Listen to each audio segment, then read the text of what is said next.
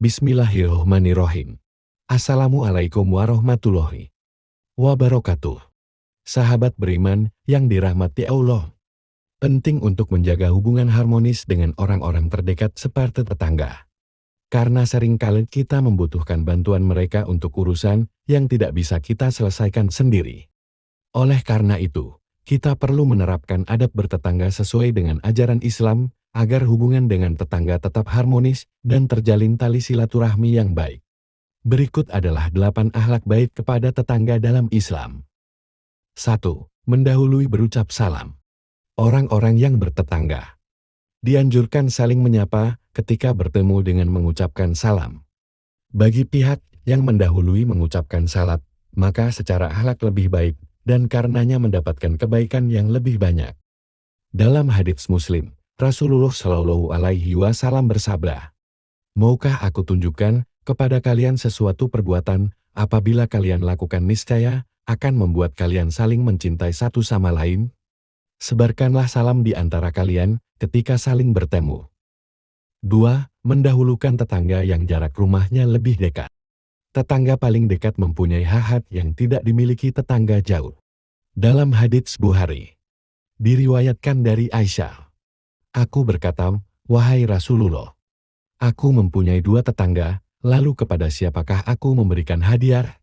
Beliau menjawab, "Kepada yang paling dekat pintunya darimu."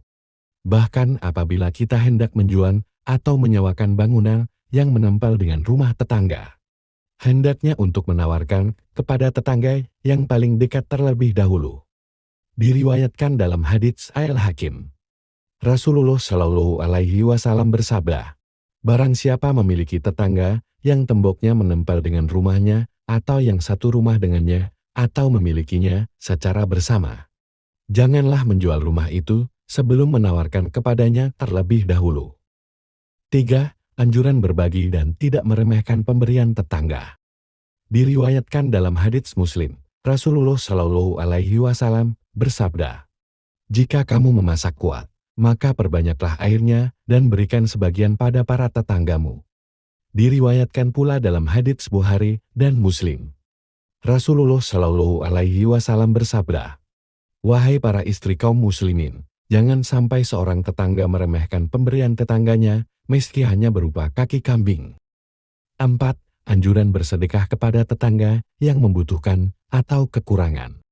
Diriwayatkan dalam hadits Al-Baihaqi, Rasulullah Shallallahu Alaihi Wasallam bersabda, "Bukan mukmin orang yang kenyang perutnya sedang tetangga sebelahnya kelaparan." 5. Tidak mengganggu tetangga.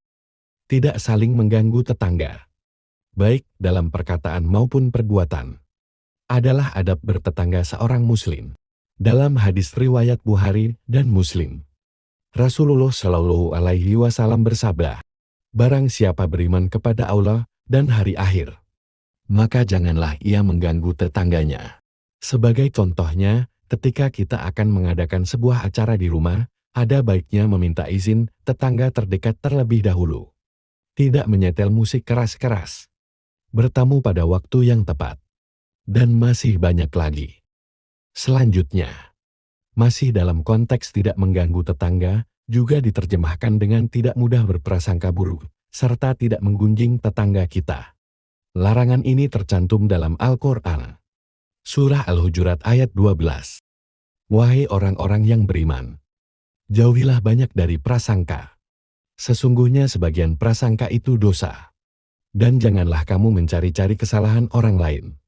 Dan janganlah ada di antara kamu yang menggunjing sebagian yang lain. Apakah ada di antara kamu yang suka memakan daging saudaranya yang sudah mati? Tentu kamu merasa jijik. Dan bertakwalah kepada Allah.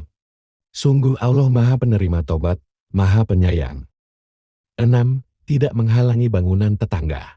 Dalam bertetangga, ada kalanya kita memiliki bangunan rumah yang saling berdampingan.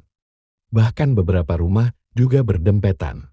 Sebagai tetangga yang baik, hendaknya untuk tidak menghalangi tetangga untuk membangun rumah atau menghalangi udara dan sinar matahari ke rumahnya. Dalam hadits Bukhari dan Muslim, diriwayatkan dari Abu Hurairah radhiyallahu anhu, Rasulullah Shallallahu Alaihi Wasallam bersabda, Janganlah salah seorang di antara kalian melarang tetangganya menancapkan kayu di dinding atau temboknya. 7. Tidak iri pada tetangga. Ketika tetangga kita mendapatkan rezeki atau berbagai bentuk kebaikan, sebagai seorang muslim tidak boleh merasa iri. Justru menurut adab bertetangga kita harus ikut berbahagia, dan sebaliknya, jika tetangga kita sedang tertimpa musibah, maka kita ikut berduka. Dalam hadits Bukhari dan Muslim, diriwayatkan dari Anas radhiyallahu anhu bahwa Nabi Shallallahu alaihi wasallam bersabda, "Demi Rob yang jiwaku berada di tangannya, tidaklah seorang hamba dikatakan beriman dengan iman yang sempurna, hingga ia mencintai tetangganya atau saudaranya sebagaimana ia mencintai dirinya sendiri." 8. Menjaga kehormatan dan harta tetangga. Tetangga yang baik tidak akan menzalimi tetangganya, baik dalam hal kehormatan dan harta. Ia berusaha menjaga kehormatan dan harta tetangga, sebagaimana ia menjaga kehormatan dan hartanya. Hal ini berdasarkan pada hadits Ahmad. Rasulullah Shallallahu alaihi wasallam bersabda, ketika beliau bertanya kepada para sahabat, "Apa yang kamu katakan tentang hukum zina?" Mereka menjawab, "Haram." Lalu beliau bersabda, "Seseorang berzina dengan 10 wanita lebih ringan dibanding jika ia berzina dengan istri tetangganya." Lalu Nabi Shallallahu alaihi wasallam bertanya lagi, "Apa yang kamu katakan tentang hukum mencuri?" Mereka menjawab, "Haram." Lalu beliau bersabda, "Seseorang mencuri dari 10 rumah lebih ringan dosanya dibanding jika ia mencuri dari rumah tetangganya." Maksud dalam hadits ini bukanlah berarti zina dan mencuri kepada selain tetangga tidak berdosa. Bahkan ia juga berdosa. Sebagaimana dalam hadits di atas, para sahabat menjawab bahwa zina dan mencuri merupakan perbuatan yang haram dilakukan. Namun, perbuatan itu semakin keras ancaman dosanya ketika dilakukan terhadap tetangga. Demikian sahabat yang beriman, 8 akhlak baik kepada tetangga dalam Islam. Semoga bermanfaat. Wassalamualaikum warahmatullahi wabarakatuh.